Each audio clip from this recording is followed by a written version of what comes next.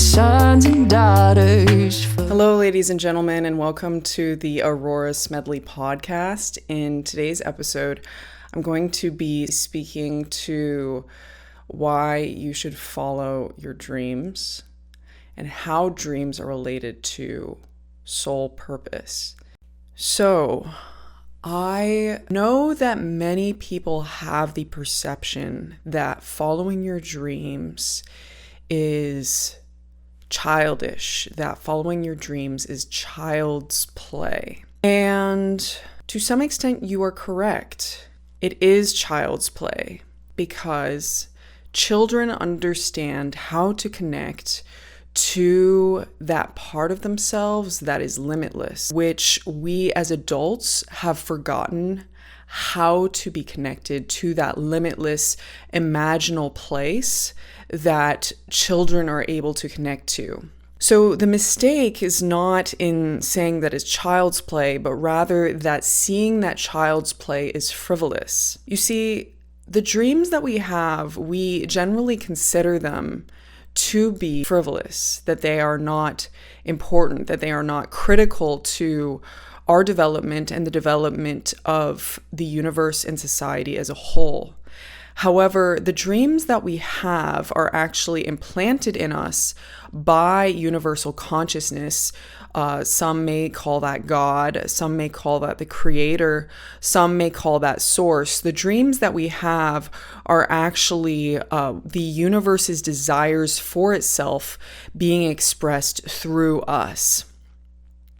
So when we honor our dreams, when we align ourselves with our dreams, what we are actually doing is aligning ourselves with what the universe desires for itself, what God desires to express through us, what the Creator desires to express through us. So in following our dreams, we become not just a selfish pursuer of our own selfish interests, but rather an expression of the universe's desires for itself. In the pursuit of my own dreams, I at first felt very insecure about following my dreams. I felt that my dreams were frivolous, that my dreams were unnecessary, but in making many of my dreams reality, I realized that pursuing the dream is not just about the dream. It is about who you become in the pursuit of that dream. You see, the universe is asking for you to become your greatest possible manifestation of yourself. You see, every single person on this planet is a fractal of God.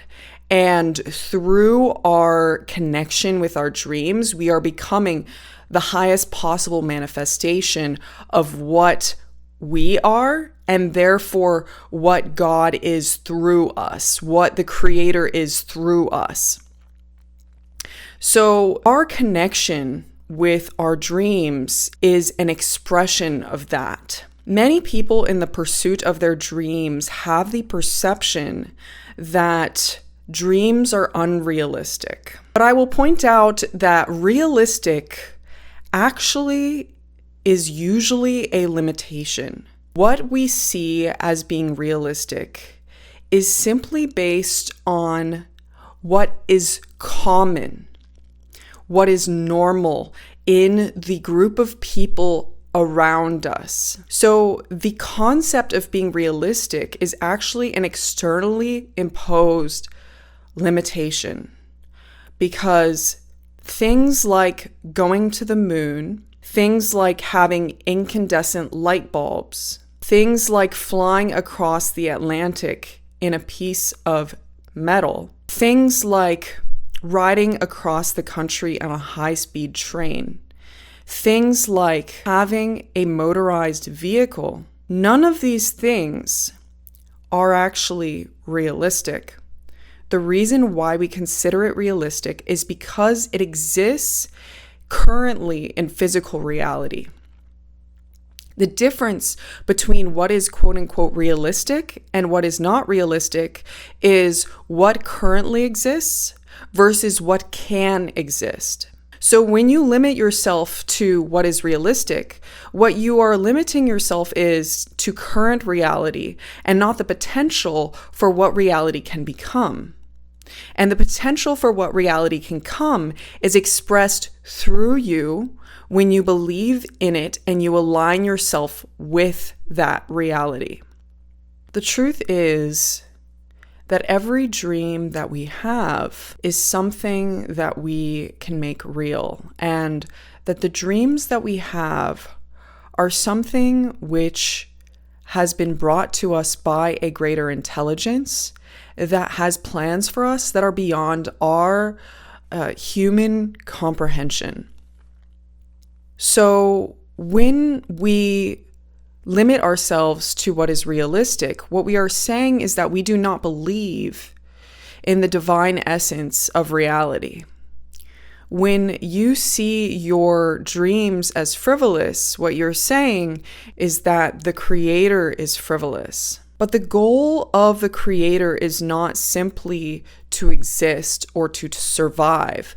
The goal of the creator is to create. And all of us are manifestations of that creation. I will point out that divinity and God and the creator are not something that are separate from us. The creator is something that is us, that we are it. Divinity is not out there. Divinity is here. Divinity is in every single thing that you see. All of that is a manifestation of God or the creator. Every single thing that you see is a manifestation of that. Usually people, when they start to follow their dreams, they start to feel all sorts of internal resistance and pressure from external sources and what they feel that other people will perceive them as. But if you prioritize how other people see you, what you are saying is that you care more about what other people think than the desires of the universe to express through you.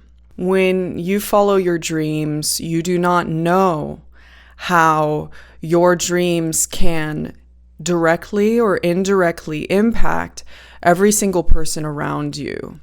When I first started following my dreams, I thought that following my dreams was selfish.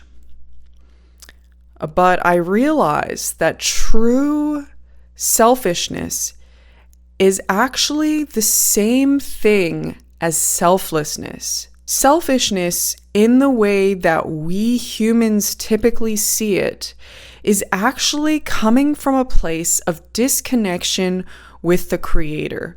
We see that we are limited. We feel that we are limited. We feel that we do not have. And since we do not have, we feel that we must take from others or from the world around us in order to fulfill that lack. But when you are truly selfish, it is actually when you are united with the universe and its desires for you. You and the universe are the same. And so when you are acting in alignment with what the universe desires of you, it means that you are in connection with your highest self, in connection with what everyone around you truly needs. And this means that when you are acting in alignment with your dreams, you are acting in alignment with everyone else as well, because this is what the universe and the world needs. In the pursuit of my own dreams, I have found that the results of following your dreams are never predictable, that following your dreams always exposes a part of yourself that you never could have conceived of. For example, when I hiked the Pacific Crest Trail, I did not realize that that would reveal certain things about my internal world that never would have been possible otherwise. When I moved to China to teach English, because I wanted to do that and I dreamed of living in China, I didn't realize that the outcome would be that I would suddenly receive a ton of opportunity in the local music industry. When I started riding a motorcycle, I did not realize that the outcome of this dream was that I would feel more at peace with myself and that I would meet a community of people that were incredibly supportive and loving. So, you see, when you follow your dreams, the universe starts to act in a way that is beyond the comprehension of our logical mind. And you begin to make progress in a way that is quantum, that is non-linear, rather than that is logical in any way that we humans can comprehend. When we are realistic or logical, we are actually placing limitations on reality because our human mind is so limited compared to the mind of the universe as a whole.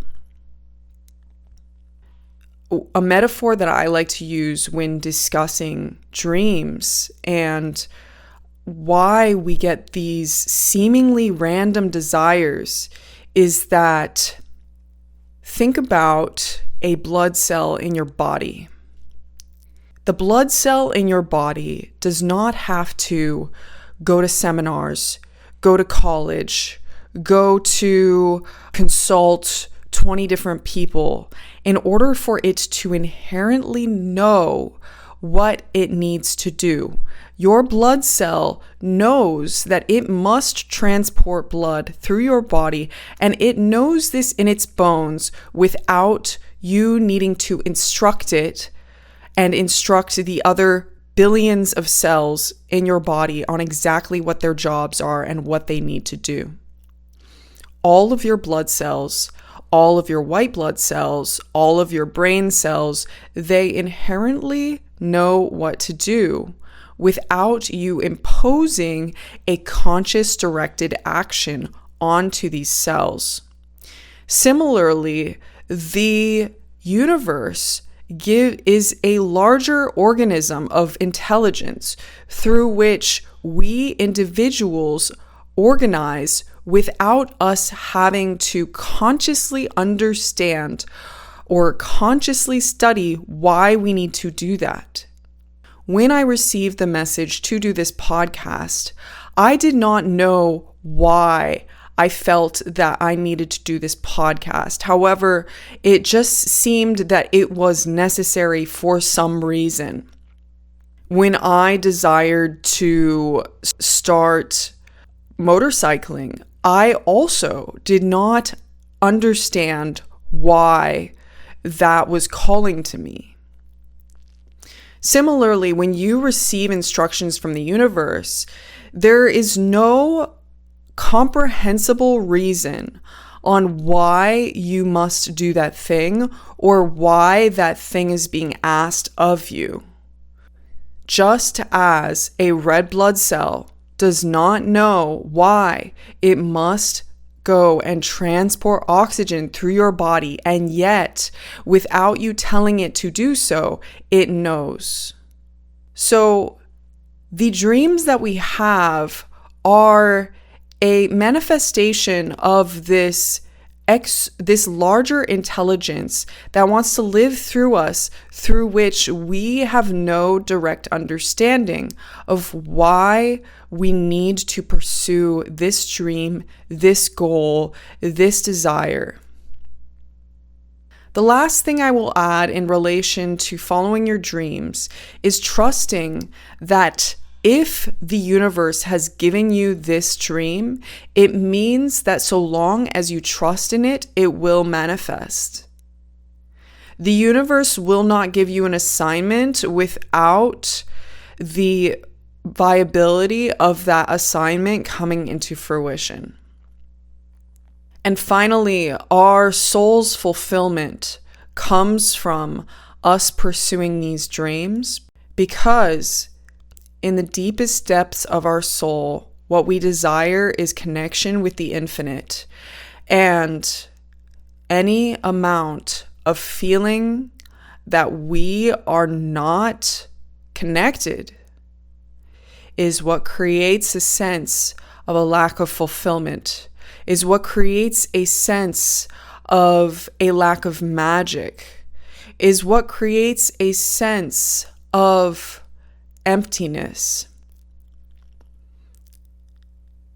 To create that sense of fulfillment, to create that sense of purpose, we need to reconnect with who and what we already are, which is a fractal, a facet of the greater consciousness of which we are a part. So this concludes our podcast for the week. Thank you all so much for your attentiveness. And if this podcast has spoken to you, please share this content with people who you feel would benefit from this content. We vote for the reality that we want through our actions. So remember to live your life in alignment with the reality that you want to see manifest.